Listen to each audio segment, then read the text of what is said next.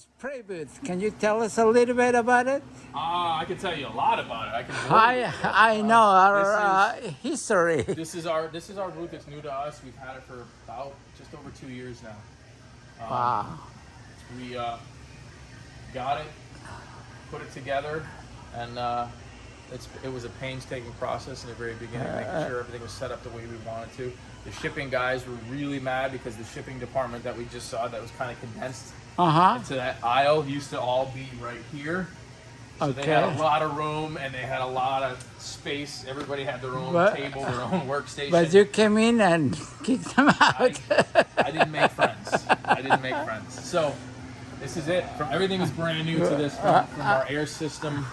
I know your compressor is insane. Compressor. The smallest compressor I could find. I love that every detail in this area is awesome, and I guess you are responsible for that, right? Yes, I am responsible. What is this machine for? What is this? This is our dryer. So it's a refrigerated dryer. So when you compress air, especially something this size, you create friction and you create heat. Okay. And there's always moisture in the air, right? So there's always moisture in the air. You can't see it, but there. So when you compress that air, you're also forcing the moisture out of that air. Oh, okay. So, which is why certain air compressors, like the little pancake ones or the oilless ones, you generate a lot of water. Oh, I see. So one way to combat that is with a refrigerated dryer. What this is doing, this is the temperature right now, the air coming out of here. So it's 34 degrees. Okay. If the air is cold, your moisture trap has an easier time removing a liquid than a vapor. A vapor will pass through a filter a lot easier than an actual liquid will. So right. What happens is the hot air comes out of here, and once it hits the chiller or the refrigerator, it's kind of like if you have a toilet in the summertime and it gets real hot and humid, right. The toilet sweats. It's the same principle because it's cold. The moisture is hitting that and it's causing that sweat. So the hot air gets cooled and it turns into a liquid. So all our filters, and this has an auto drain on it, so this thing will cycle I think it's every 15 minutes. This big filter from our friends at RTI, that's a mainline filter. So what that's doing is collecting any kind of oil or any kind of that comes from the compressor. Comes out of the air compressor. Bring it over here. So that gets filtered before it gets into here, and this also has a two-stage coalescing filter. That's the drain. Wow. And so it's automatic. It just happens as long as this thing is on. It'll automatically do that every time. And then it comes out of here. It goes through two more mainline filters. So it's a particulate filter and another coalescing filter. Then our mainline regulator. So out of the air compressor, it's 175 psi. Wow. Right here, I have it knocked down to about 110 psi. Because by the time it comes out of the lines and runs through the rest of the shop, you do have a little bit of air pressure drop. So we want around 90 psi in the lines. So this compressor fits everything in the shop. In this area. In this area. In production they have their own air compressor, but this is the main. This is big enough that if we did have an issue, we could definitely piggyback this machine and we could run the entire shop. Yeah, wow. It's a monster. It's 10 horsepower, 120 gallon. Wow. Tank. So yeah. Check it out, the motor. It's a beast. It's a beast. But also, I know you have a very special area here. What do you have in here? Right now, it's a mess. So this is a little bit your lab, right? This is my office, essentially. This is your second office, right? This is my second. This is probably the first. This is my first office. The office is my second office. But this is where everything happens. This is all you guys can see. Everything that's on this table. This is all samples and test batches and everything that we're working on in terms of R&D, and everything also that gets made, like what we talked about when Ryan makes a color. Just for quality control, he'll bring me an 8-ounce jar, and I'll spray it. I'll reduce it. I'll put it on the shelf. So you do your own test. Yep. I make sure it sprays nice. Everything that we want, and in terms of the consistency of the paint, essentially. Right. So making sure that nothing has changed, nothing's going on. In terms of that, it's a quick test. because it's a standard formula that we're following. Like I said, making grandma's cookies. It's pretty simple, but it's more when we are developing new products and testing new things, and we do a whole battery test in terms of I'll just take a batch of paint and reduce it and let it sit on the bench for an hour, 2 hours, 3 hours. The rest of the day, just come and monitor. Does it swell?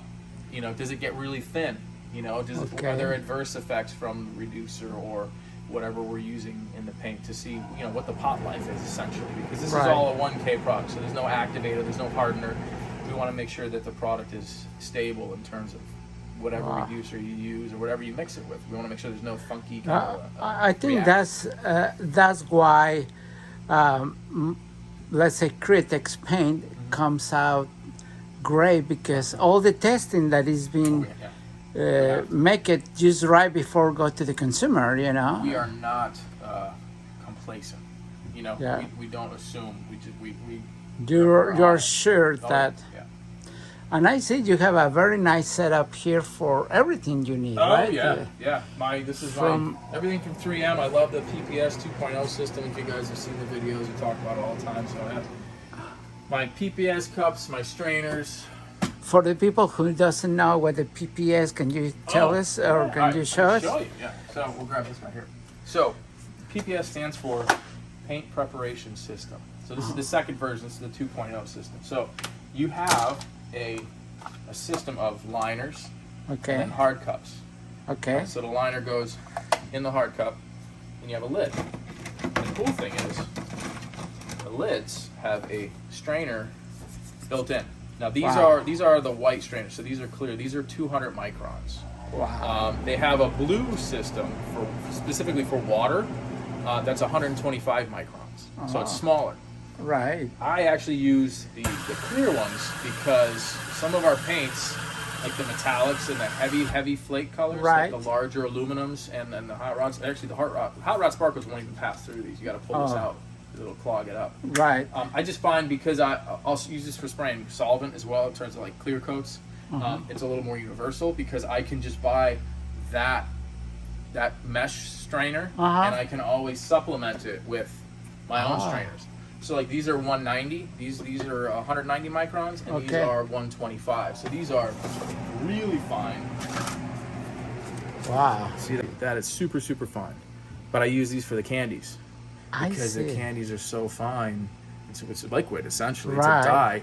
But there's always a chance that you have dry paint and a little bit of sediment and the candy. So I always strain the candy, and like I said again, you can see that there is there's a considerable difference in size between between that and that. I can see it. I can see it. So it's, for me, I find it's easier to just buy one style of cup. Now I have, it's universal, and I can just. So and this cup you attach to your spray can, right? So you have your liner. Okay. Put it in your cup, and then it's a simple twist. This is the second system that came out. The first system was a different collar. It was you kept reusing the collar, and it would get loaded with paint sometimes. And that's it. You just make sure it's clipped in. So basically, you pour your paint in the. You mix. You do all your mixing. In the liner like this, and actually, the cool thing is there's actually kind of generic ratios too. So you have you see that's 14 ounces. So you have your ounces or milliliters, and then you also can do parts. Right. So this is your, and then you also have a measuring system. And that's printed in the container. It's on this. It's on the cup. So yeah, so you have it on here. So you have 4 to 1, 3 to 1, 2 to 1. Awesome. And then you have parts right here. So you're 1 to 15 parts. Right. So no matter what you're mixing, no matter what it is, you can figure it out right here. You don't have to dirty another cup. Right. You can do it all right here. And then, like I said, you pop this guy on. And then there's caps also, like you can see right here.